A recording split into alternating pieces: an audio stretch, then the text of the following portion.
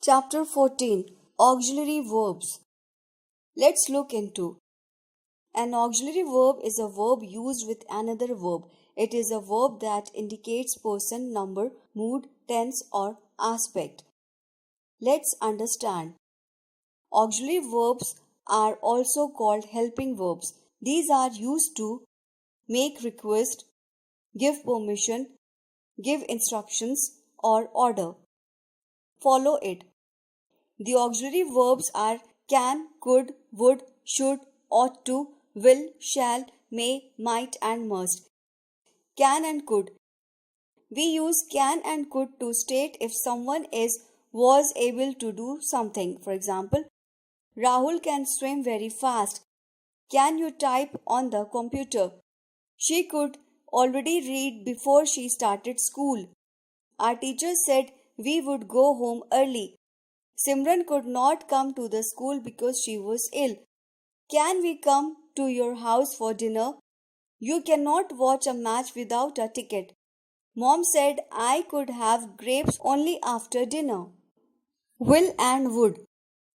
We use will and would to make promises, offers, and requests. For example, we will complete it today. Will you please stop fighting? Would you tell me a story, please? Will you bring a book for me, please? We can also use will and would to offer something or to suggest something. For example, will you hold the balloons? Would you carry the bag for me? Would you like to dance with me? Would you play jazz today? Won't you stay a little longer? Wouldn't it be better to be quiet? The contraction of would not is wouldn't. Shall and should. We can use shall and should to ask for advice, offer something, and suggest something. For example, shall I go by car or walk? You should bring one at a time. Should I call the police? Shall I take the cat for an evening walk? Must. We use must to talk about things that we have to do. For example, I must finish this work today. We must practice a lot for the song. Why must we study tonight? May and might.